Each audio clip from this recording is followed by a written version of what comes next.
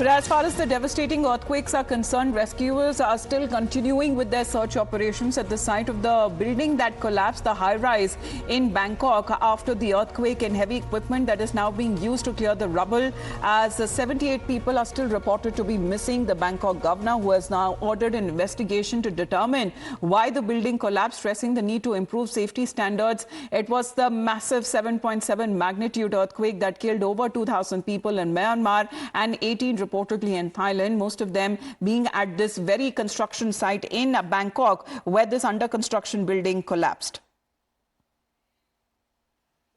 It's more than 72 hours and you can see how rescue operation is still continuing, and right now they are trying to use drone so that they can illuminate the area, because darkness has already started descending here. Let me show you on the camera also how the drones are being used, because they want to illuminate their area so that they can have bird view of that particular place where the building had collapsed. And even after 72 hours, rescue operation is continuing, and so far they haven't succeeded in finding anybody who is said to be trapped inside.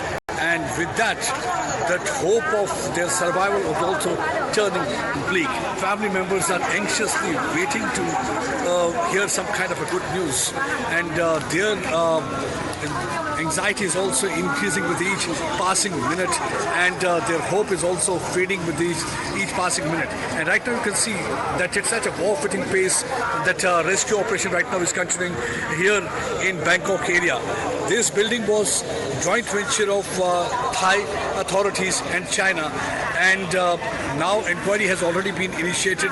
They're trying to find out what really went wrong, whether it was a substandard material, whether the norms were violated, what really went, because there are several high-rise buildings here in Thailand.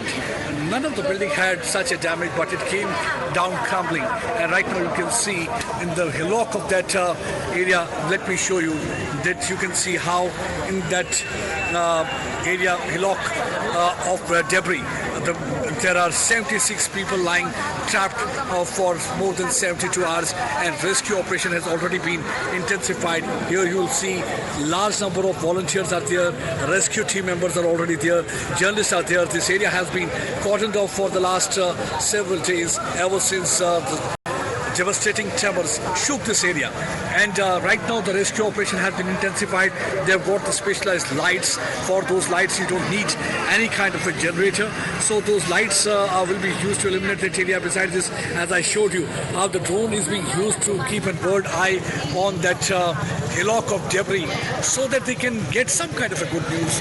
With the help of the sensors also they are trying to find out, but the problem is that it's the most challenging task. It's very getting difficult for them to penetrate through the concrete debris, and also to cut those iron bars used for the construction process. Though they have got all the specialized cutters, they have got the drilling machine, they are trying their level best, because they have to take all sorts of precautionary measures. At the end of the day, there are also people trapped there, so they have to ensure that during any kind of operation there is no harm done to them.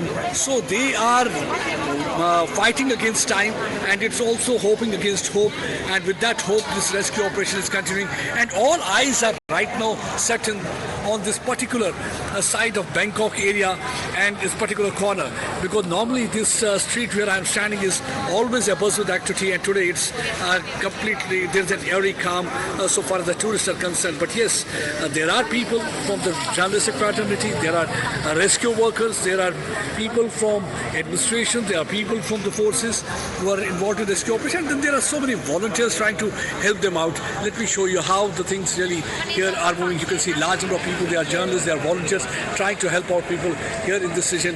And even after 72 hours, the people who are trapped had not been taken out, and operation still here is continuing. And right now you can see behind me this hillock of debris, and where the heavy machines are being used.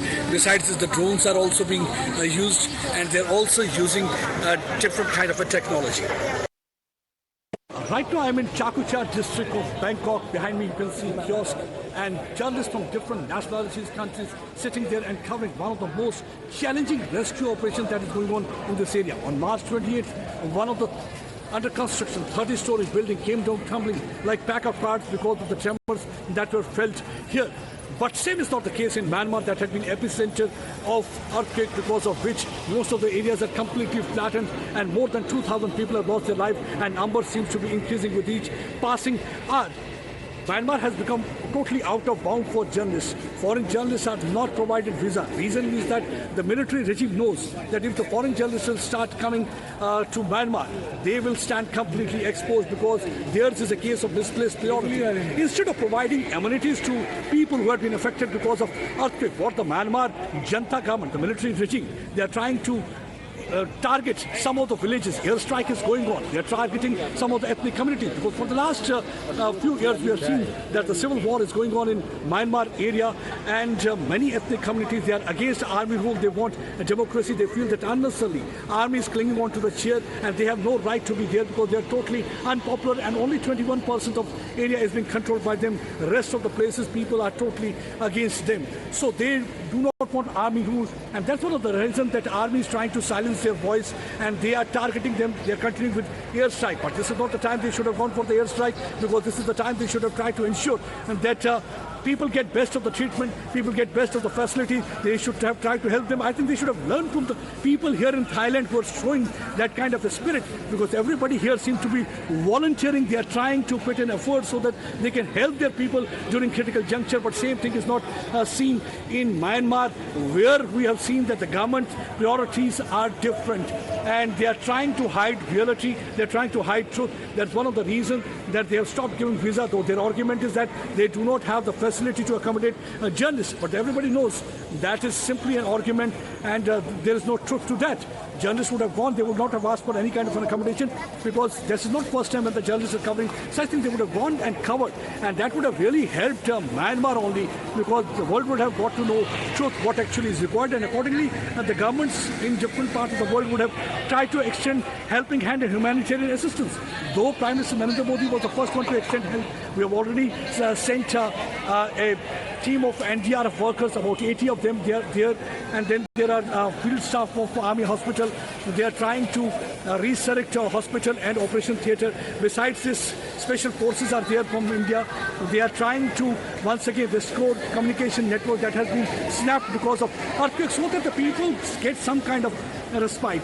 But unfortunately, Junta military regime of Myanmar totally against journalists coming over to their place, because they know they will stand completely exposed. People will get to know that how repressive this regime had been, how they had been, people had been subjected to torture, people had been subjected to so many atrocities at their hands, and that's why they are not allowing them. Even today, they are more in hiding things than allowing people to come out to that place and help Myanmar once again grow and resurrect Myanmar from debris because of earthquake, because most of the areas lie completely flattened. Pradeep Datta for Times. Well, that's the ground report coming in from Bangkok in Thailand, but the casualty figure is much higher as far as when it comes to the epicenter of the earthquake. That was reported in Myanmar. India already extending a helping hand as far as humanitarian assistance is concerned. We'll get you more on that. The morning news now continues on the other side.